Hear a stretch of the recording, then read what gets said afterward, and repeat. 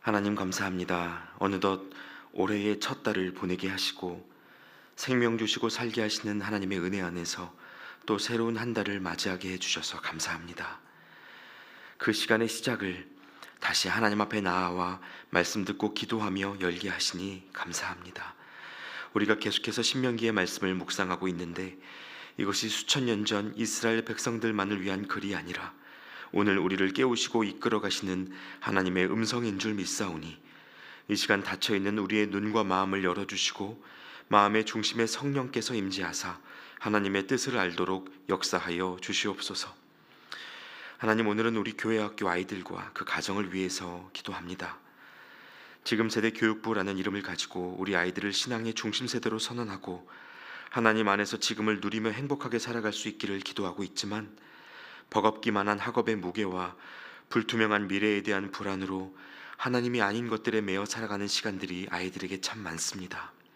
하나님, 우리 아이들이 이 세상에서 살아갈 때 이 땅의 문화에 함몰되지 않고 하늘의 시민권자로 살아가게 하여 주시옵소서.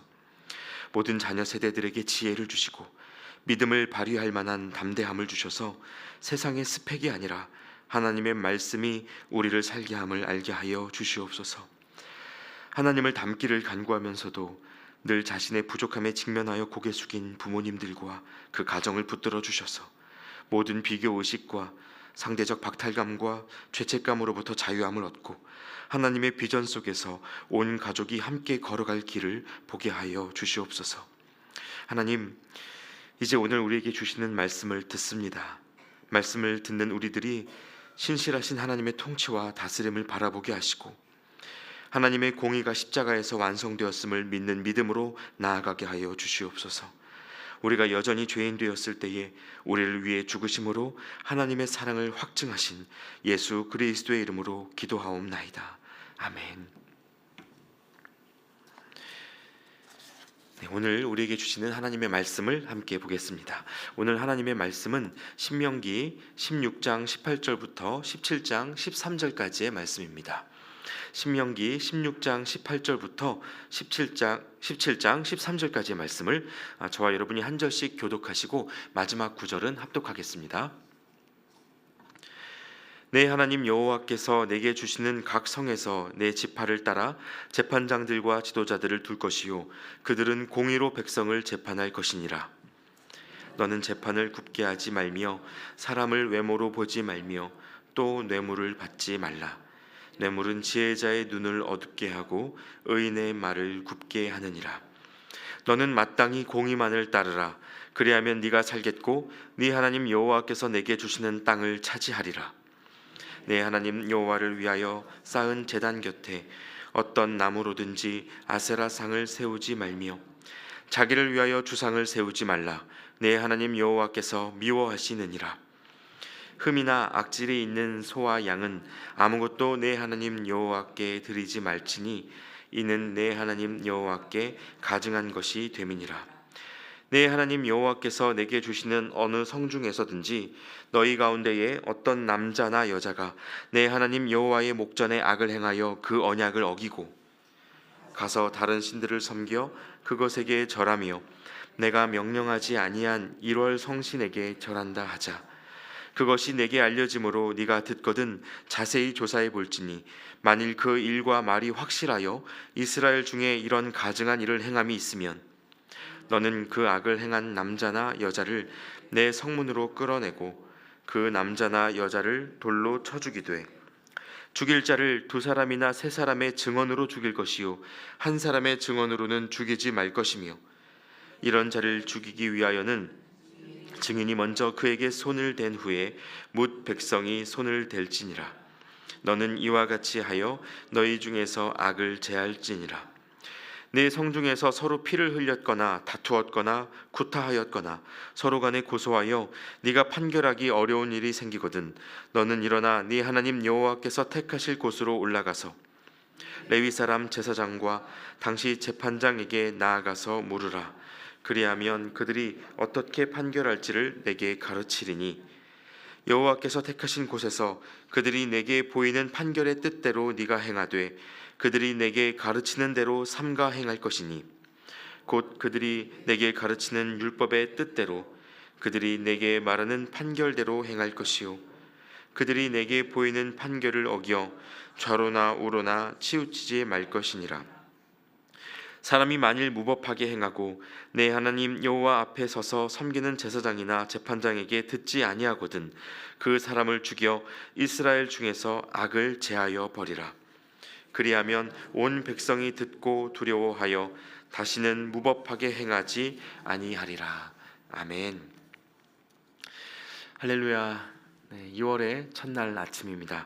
오늘도 하나님이 저희를 이 예배의 자리로 불러주셨는데요. 함께 말씀 보고 기도하시면서 하나님을 깊이 만나는 은혜의 시간 되시기를 소망합니다.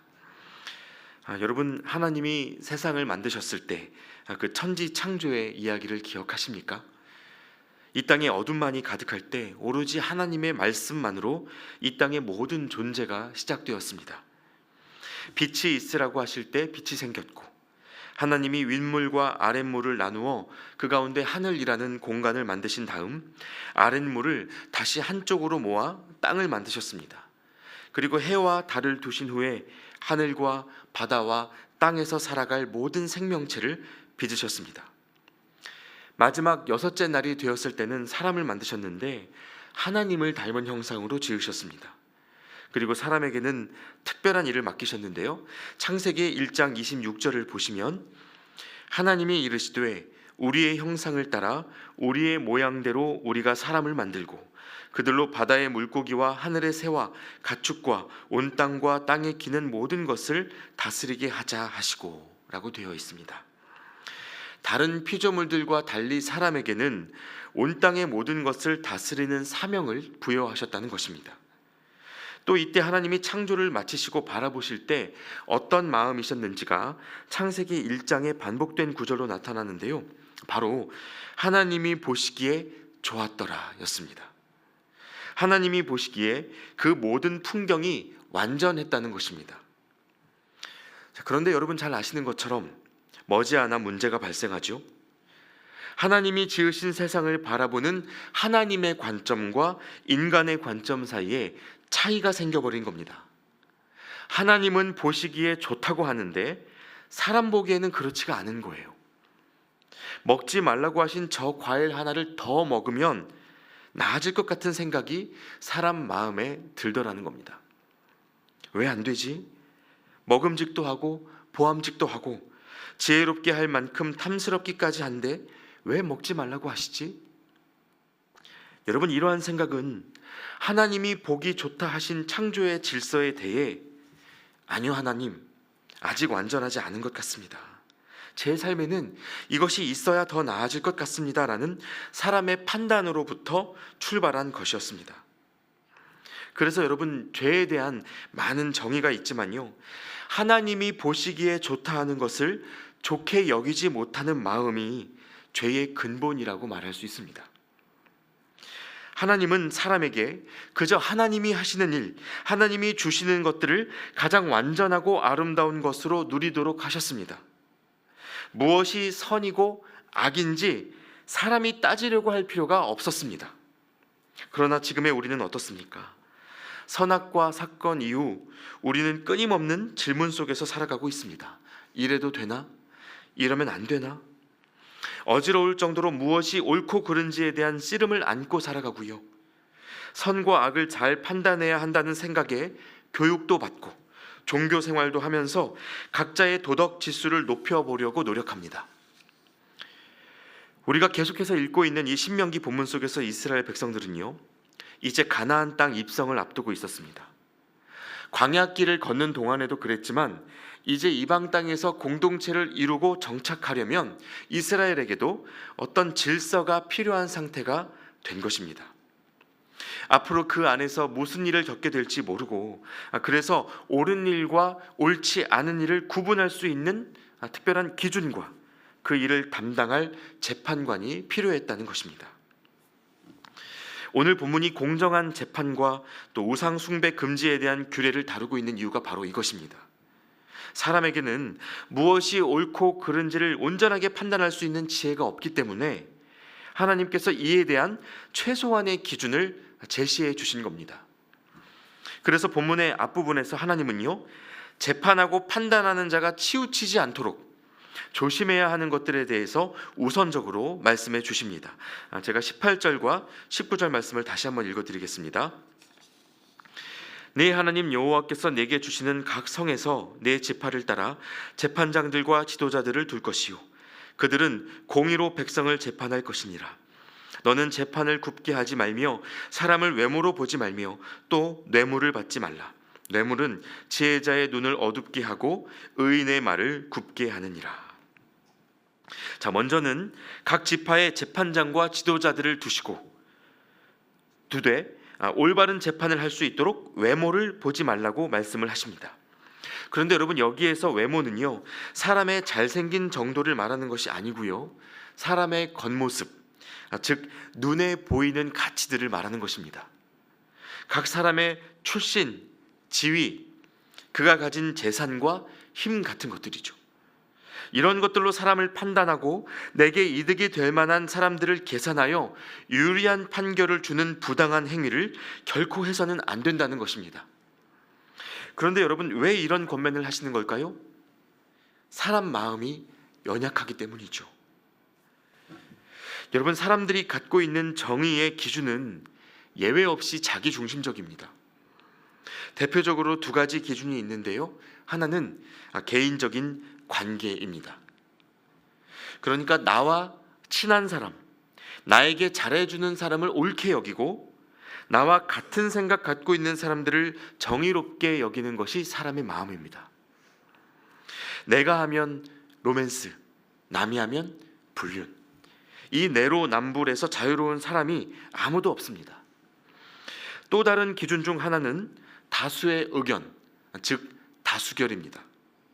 많은 사람이 맞다고 하면 그걸 옳게 여기는 거예요. 사람이 이렇다 보니 자기와 같은 생각 가진 사람들을 모아서 한 무리를 만들고 그 뜻을 다수의 목소리로 만드는 일들이 인간 사회에서 끊이지를 않습니다. 사람들의 정의란 것이 늘 이렇게 정치적인 파워게임으로 변해간다는 말입니다. 그러나 여러분, 이어지는 20절 말씀에 보시면 하나님의 권면은 명확합니다. 20절에 보시면 너는 마땅히 공의만을 따르라. 하나님은 이렇게 분명하게 말씀하고 계십니다. 그런데 여기에서 이 공의가 의미하는 것이 무엇인지 잘 이해하실 필요가 있습니다. 여러분, 히브리어 원문을 보시면 여기에서 공의는 체다카라는 단어로 쓰여져 있고요, 이 단어는 신명기 전체에서 가장 중요한 핵심 단어라고 할 수 있습니다. 그 의미를 잘 알게 해주는 구절을 하나 소개해 드리자면요, 신명기 24장 12절 13절 말씀이 있습니다. 그가 가난한 자이면 너는 그의 전당물을 가지고 자지 말고 해질 때에 그 전당물을 반드시 그에게 돌려줄 것이라. 그리하면 그가 그 옷을 입고 자며 너를 위하여 축복하리니 그 일이 네 하나님 여호와 앞에서 내 공의로움이 되리라. 여러분, 전당물이 뭡니까? 내 것을 빌려주었을 때 담보와 보증으로서 받아놓는 이 정당한 권리품이 전당물입니다. 그런데 이 말씀에 보니까요, 내 것을 꾸어간 사람의 형편이 어려우면 해지기 전에는 그것을 돌려주라고 하십니다. 빌려준 걸 돌려받기 전이라고 해도 밤사이 배고픔과 추위가 심하면 작은 것 하나라도 그 사람에게 더 필요할 수 있으니 호의를 베풀라는 것이죠. 여러분, 성경은 바로 이러한 태도와 행동이 공의이고 체다카라고 말합니다. 그러니까 성경이 말하는 공의는요, 우리가 의리에 생각하듯 옳지 못한 일에 대한 무서운 심판이 아니라 계산을 포기하고 돌보는 마음을 뜻하는 단어입니다. 옳고 그른 것을 알아내는 판단이 공의로운 것이 아니고 그것을 넘어서는 포기와 돌봄이 공의로운 것입니다. 그래서 여러분, 근본적으로 우리가 추구하는 정의의 기준을 바로 잡아야 하는데요, 여러분, 그 기준은 사람의 판단에 있지 않습니다. 그저 하나님이 기뻐하시는 일이 정입니다. 그럼 하나님이 기뻐하시는 일은 뭡니까? 성경 전체가 말하고자 하는 주제가 예수 그리스도의 대속이죠. 사랑에서 대신 죽는 길로 가면 거기에 하나님의 기쁨이 있고 그것이 공의를 이루는 일이 됩니다. 오늘 본문 속에 공의를 따르라는 말씀 뒤에 우상 숭배하지 말라는 말씀이 따라오지 않습니까? 여러분, 이 두 가지는 사실 같은 얘기입니다. 하나님이 기뻐하시는 일을 할 때 그것이 공의가 되고, 하나님이 기뻐하시는 일을 가로막을 때 그것이 우상 숭배가 되는 것입니다. 그래서 21절 이하에 보시면요, 아세라상을 세우지 마라, 흠 있는 짐승으로 제사하지 말고 다른 신에게 절하지 말아라 라는 내용들이 계속해서 이어지는데요, 여러분, 이 말씀들이 다 무슨 뜻인지 적용하여 정리하자면 이렇습니다. 첫째로, 하나님을 하나님으로 인정하라는 것입니다.